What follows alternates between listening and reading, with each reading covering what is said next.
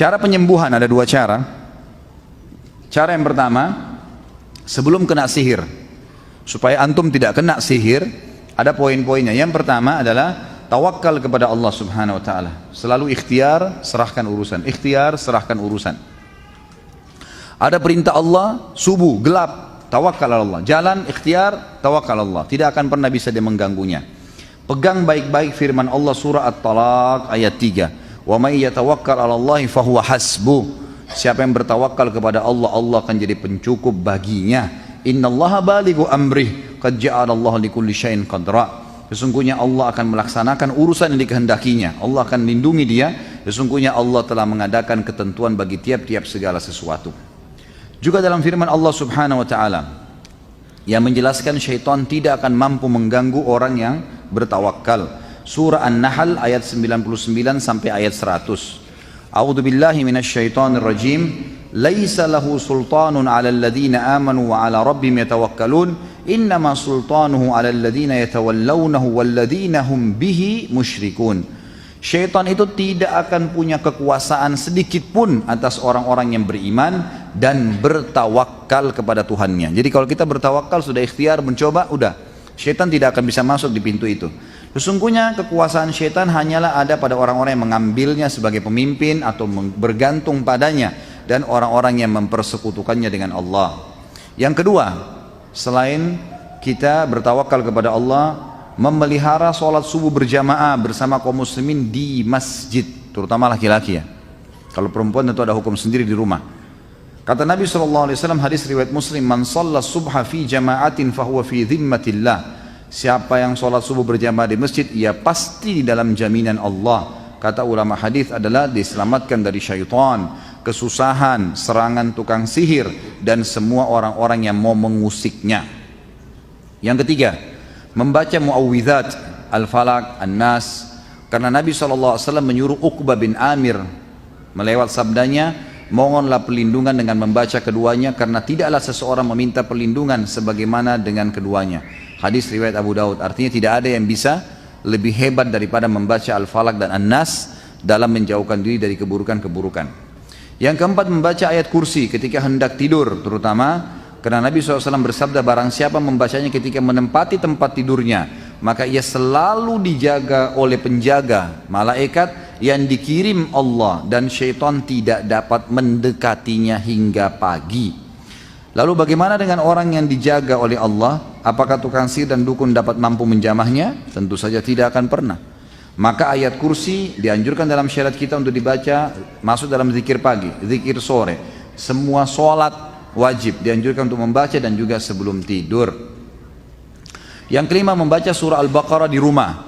Sebagaimana sabda Nabi SAW riwayat Imam Muslim, ikra'u surat Al-Baqarah fa inna akhdaha barakah wa tarkaha hasratun wa la tastati'uha al-batalah. Bacalah surah Al-Baqarah karena mengambilnya, membacanya, menghafalnya, mengamalkannya adalah keberkahan, dan meninggalkannya adalah penyesalan, serta tukang sihir tidak akan sanggup melawannya. Pengakuan tukang sihir sendiri sampai sekarang kepada teman-teman peruqyah, yang juga tukang sihir yang sudah sadar mengatakan, kami tidak akan pernah mampu untuk mengalahkan kalau sudah peruqyah itu membaca surah Al-Baqarah, atau pasien membaca surah Al-Baqarah. Semuanya batal, semuanya kita tidak bisa lakukan, sekuat apapun mereka. Dan ini sudah jelas sabda Nabi SAW.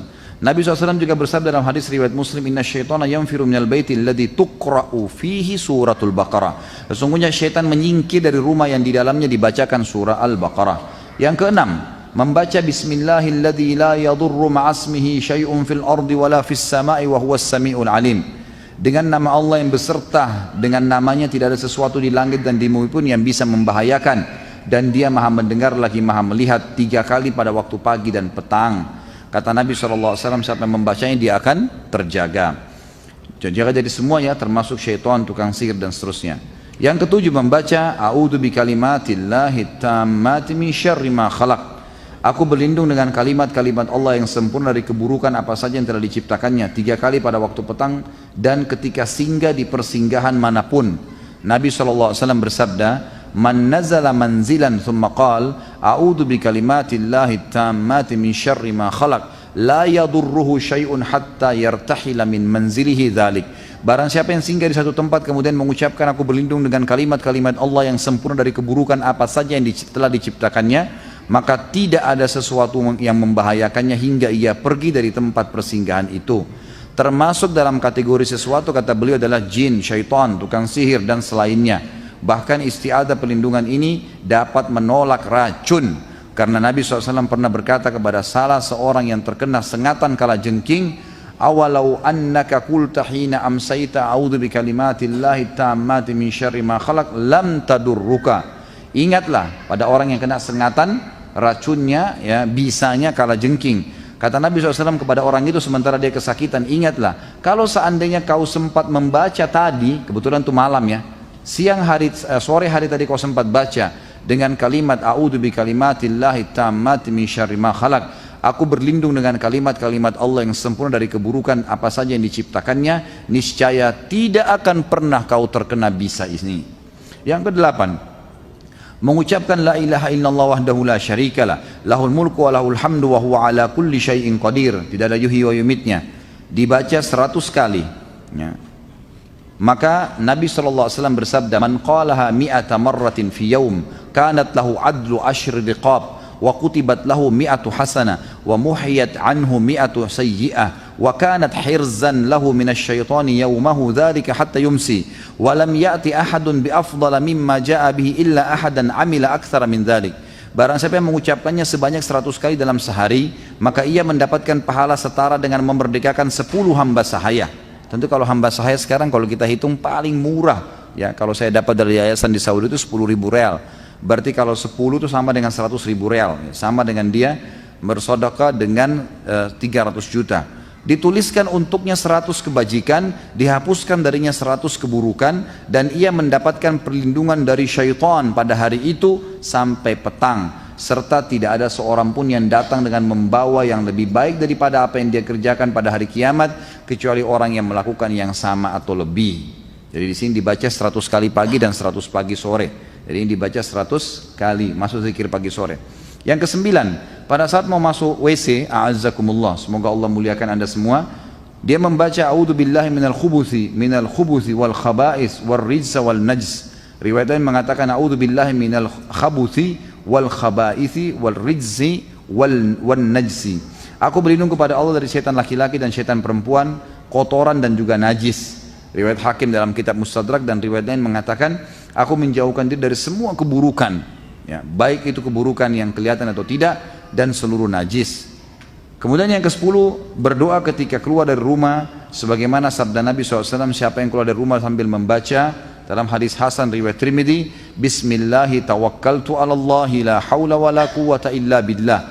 Aku dengan menyebut nama Allah aku bertawakal kepada Allah dan tidak ada kekuatan dan daya kecuali milik Allah. Maka setiap syaitan yang datang melihatnya berkata kepada teman-temannya, orang ini tidak bisa kita ganggu karena dia telah dicukupi dan dipelihara oleh Allah. Yang ke-11, sarapan dengan 7 butir kurma ajwah, terutama dari Madinah. Dan kalau tidak ada maka boleh memakan kurma apa saja, sebagaimana ditambahkan atau dijelaskan oleh Syekh bin Baz rahimahullah. Sebagaimana sabda Nabi SAW dalam hadis Bukhari, man tasabbaha sab'a thamaratin min ajwatil Madinah lam yadurrahu sihrun wala sam.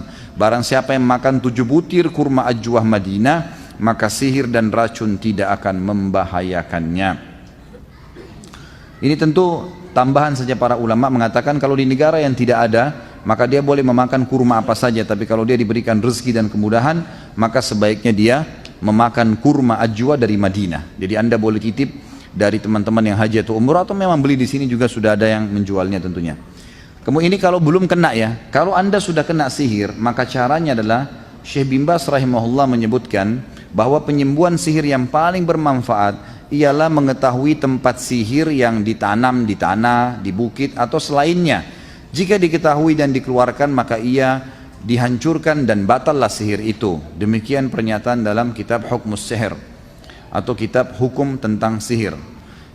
Dan ini bisa diketahui dari syaitan-syaitan ada di badan orang tersebut. Dengan cara diruqyah, maka secara otomatis dia akan menyampaikan di mana buhulnya. Yang kedua, jika tempat sihir tidak diketahui, maka penyembuhan yang paling berhasil, paling tajam, ya paling paten dan paling cepat ialah doa. Diriwayatkan secara sahih dari Ummul Mukminin Aisyah radhiyallahu anha, ia mengatakan tentang disihirnya Nabi SAW. Terbayangkan oleh Nabi bahwasanya beliau melakukan sesuatu padahal beliau tidak melakukannya. Hingga pada suatu hari atau suatu malam Rasulullah SAW berdoa kepada Allah, kemudian dengan doa, kemudian berdoa, sampai akhirnya Allah menunjukkan penyihir dan buhulnya. Karena itu orang yang sakit hendaklah senantiasa berdoa, bersungguh-sungguh berdoa dan komitmen dengan adab-adab doa, yaitu berwudu, menghadap kiblat dan mencari waktu-waktu terkabulkan doa seperti sepertiga malam yang terakhir. Allah Subhanahu wa taala berfirman dalam Nabi SAW menjelaskan, dan Allah berfirman dalam hadis qudsi, "Man yad'uni fa astajiba lahu, man yas'alni fa utiyahu, man yastaghfiruni fa aghfiru lahu." Kalau sepertiga malam siapa yang bangun dan dia berdoa kepada aku, saya akan kasih. Ya, siapa yang meminta aku kasih, siapa yang punya hajat aku penuhi, dan siapa yang beristighfar aku ampuni. Orang yang sakit hendaklah memilih doa-doa ma'thur pada waktu itu, doa-doa yang dianjurkan ya, dan yang menjadi salah satu sebab terkabulnya doa diriwayatkan secara sahih dari Nabi SAW, "Man ta'arra minal laili faqal la ilaha illallah wahdahu la syarikalah, lahul mulku wa lahul hamdu wa huwa ala kulli syai'in qadir, alhamdulillah wa subhanallah wa la ilaha illallah wallahu akbar wa la hawla wa la quwata illa billah, thumma qala Allahumma ighfirli aw da'a istujiba lahu fa in tawadda wa shalla qubila salatu." Barang siapa yang terbangun pada malam hari, ini antum terapkan baik-baik setiap malam, mulai nanti malam, terkaget, kata Nabi SAW, dia terkaget bangun di malam hari, lalu dia mengucapkan la ilaha illallah wahdahu la syarikalah, lahul mulku wa lahul hamdu wa huwa ala kulli syai'in qadir. Tidaklah ilah yang berhak disembah kecuali Allah semata dan tidak ada sekutu baginya. Dia memiliki kerajaan dan memiliki puji-pujian. Dialah yang maha kuasa atas segala sesuatu. Kemudian dikatakan alhamdulillah, segala puji bagi Allah, wa subhanallah wa la ilaha illallah wallahu akbar. Maha suci Allah, tidak ada Tuhan yang berhak disembah kecuali Allah, dan Allah maha besar. Wala haula wala quwata illa billah, dan tidak ada daya dan kekuatan kecuali milik Allah. Kemudian dia membaca ya Allah ampunilah aku, atau dia berdoa apa saja maka pasti diterima oleh Allah. Dan kalau dia berwudu lalu dia sholat, sholatnya akan diterima. Yang ketiga, salah satu penyembuhan yang bermanfaat untuk menghilangkan sihir ialah selalu beristighfar dan memperbanyaknya, serta bertaubat dari kemaksiatan. Hal ini berdasarkan hadis Nabi SAW riwayat Abu Dawud dan Hakim, "Man lazima istighfara ja'alallahu lahu min kulli hammin faraja wa min kulli dhiqin makhraja wa razaqahu min haitsu la yahtasib." Barang siapa yang senantiasa beristighfar kepada Allah, maka Allah akan memberinya kelapangan dan tiap-tiap kesusahannya, dan jalan keluar dari tiap-tiap kesempitan, dan memberinya rezeki dari arah yang tidak disangka-sangka. Jadi yang terakhir adalah bagaimana dia berikhtiar dengan membaca doa-doa dan zikir-zikir yang dianjurkan oleh Nabi SAW untuk menghilangkan sihir. Seperti misalnya membaca ayat kursi, membaca Al-Fatihah, membaca Al-Ikhlas, Al-Falaq, An-Nas, dan ayat-ayat yang disebutkan dalam surah Taha, dalam surah Yunus, berhubungan dengan masalah pembatalan sihir, ya, perilaku Nabi Musa alaihissalam. Lalu kemudian dia berikhtiar dengan itu. Tentu dalam buku ini disebutkan cukup banyak doa-doanya juga, seperti buku-buku yang sudah antum miliki pada pertemuan yang lalu. Jadi ini kurang lebih syaitan dan tipu dayanya. Kemudian juga kita sebutkan juru bicaranya adalah para penyihir, bagaimana ciri-ciri mereka dan bagaimana berlindung dari mereka sihir dan juga syaitan ini sebelum kena sihir, dan setelah kena sihir juga sudah disebutkan 4 poin tadi cara untuk ikhtiar. Tinggal saya